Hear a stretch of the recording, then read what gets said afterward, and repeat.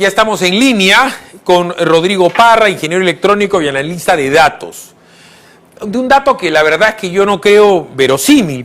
Perú registra descenso en el exceso de fallecidos por primera vez desde diciembre según el SINADEF.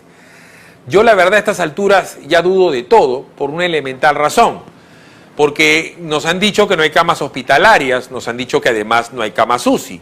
Entonces hay muchísima gente que ha sido atendida en sus domicilios, en las condiciones más adversas, evidentemente con toda la carencia de oxígeno y que muy probablemente una vez fallecido, la familia no busca a un médico para que haya un certificado de función y lo entierra informalmente, comprando un ataúd sin factura o yendo a un lugar informal. Eso no es algo difícil de cavilar en el Perú. Así todo quiero la opinión de Rodrigo Parra. Rodrigo, bienvenido a PBO Radio. ¿Qué tal? Días. A ver, cuéntame. El tema del SINADEF ha sido escamoteado durante meses por el gobierno, salvo por ustedes, los investigadores de Data Pura. ¿Cuál es tu opinión con respecto a los muertos preexistentes y a los que en teoría estarían descendiendo ahora? Bueno, esta curva estaba en ascenso desde el 1 de diciembre. El aumento fue mucho más rápido que el ocurrido durante la primera ola. Y efectivamente desde hace ya 4 días ha mostrado un primer descenso. Todavía estamos a niveles muy altos comparados a los niveles prepandemia o los meses de octubre o noviembre que fueron relativamente estables. Es un ligero descenso, es muy pronto para hablar de una tendencia, pero este es el primer descenso desde diciembre. Ahora bien, durante todos los meses de julio, agosto, septiembre, octubre, noviembre, diciembre, Rodrigo, hemos estado siendo presos de una data boba. La primera data boba era las pruebas con respecto a COVID. Y se mezclaban las moleculares con las pruebas rápidas. Primer dato, errado, porque las pruebas rápidas prácticamente no sirven para nada a la luz de los hechos. Para detectar, el COVID y tratarlo. Después estábamos con los recuperados. Y los muertos se contaban de manera diferente en el MINSA y en las direzas. Y el SINADEF marcaba diferencias. ¿Tú tienes hoy una idea más o menos fidedigna de cuántos muertos ha causado el COVID? Sí, tenemos 2 categorías. La confirmada, que es en base a pruebas de descarte, y la otra que abarca confirmados, sospechosos y probables. En cuanto a la confirmada, son más de 45.000 muertes al día de hoy, y la otra, que ya abarca todos los casos probables y sospechosos, ya son 103.500 muertes por COVID. Ahora bien, como conversamos al inicio de esta entrevista, el Perú es un país altamente informal. Como tú sabes, hay fosas comunes, cementerios clandestinos, hay muchísimas personas que no tienen acceso a un centro de salud, ni que tiene a su padre o a su madre o a quien quiera que haya muerto con un certificado médico adecuado, y que por último, los certificados médicos no todos se basean en el registro del SINADEF.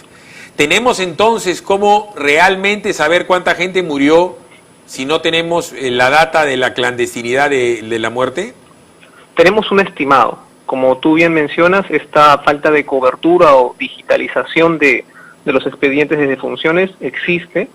SINADEF no es 100% perfecto. Al 2017 tenía un nivel de cobertura del 70%, esto iba aumentando, pero según voceros de SINADEF mismo, la cobertura estaría alrededor de 80%. ¿Qué nos dice esto? Que todavía hay un 20% que podríamos agregar a esta cifra de SINADEF, lo que arrojaría que el total de muertes confirmadas, probables y sospechosos estaría en un rango de 120.000 defunciones. Es algo muy triste. Ahora bien, Rodrigo, cuando uno trata de establecer las curvas epidemiológicas y uno ve cuadros y porcentajes, yo entiendo, porque tú eres un ingeniero electrónico y eres un analista de datos, tú ves números, ¿no? Pero atrás de cada número hay una familia. Entonces, y ahora te pregunto como peruano, ¿qué hubiera pasado si hubiéramos tenido la vacuna antes? ¿Qué hubiera pasado si tuviéramos hoy plantas de oxígeno? ¿Cómo para una persona absolutamente racional como tú y que es hijo de los números, puedes lograr entender ya como ciudadano, no solamente como ingeniero, que hoy no tengamos oxígeno o pruebas moleculares o vacunas? ¿Cómo lo digieres tú? Perfecto. Partiendo por las vacunas, viendo los casos de Israel y Reino Unido, Para poder notar un cambio debimos tenerlas mucho antes y haber vacunado a un 60% de la población al menos, como está ocurriendo en Israel, que a partir de estos rangos, 60-80% de la población vacunada, pudieron ver un descenso. Por el otro lado, el gran problema de Perú ha sido la limitada capacidad de camas UCI, como todos sabemos, y ahora la limitada capacidad de oxígeno. Hay muchas personas que están falleciendo en casa. En el mes de noviembre eran un aproximado de 150 personas por toda causa que fallecían en sus casas, y en los últimos días este número llegó hasta 380. Estamos hablando de que se ha casi duplicado la cantidad, o se ha duplicado la cantidad de fallecidos en sus domicilios. Esto porque a falta de camas, de oxígeno, cada persona hace una especie de sala de atención en sus propios domicilios para poder enfrentar el virus. ¿Qué tal desgracia? ¿Y qué va a pasar después? Porque lo que yo veo es que ahora el gobierno está pensando si levanta o no levanta la cuarentena. ¿Para ti haría diferencia desde el punto de vista estadístico y racional el que sigamos con una restricción de la naturaleza a la que estamos viviendo? Es decir, 6 de la tarde en tu casa, 6 de la mañana en tu casa, no hay centro comercial, no hay peluquería, no hay... ¿Realmente si esto se levanta va a cambiar el número o va a ser más dramático? Bueno, te puedo comentar qué es lo que ha ocurrido en este último mes de cuarentena, que podríamos asociar pero no atribuir directamente a la cuarentena.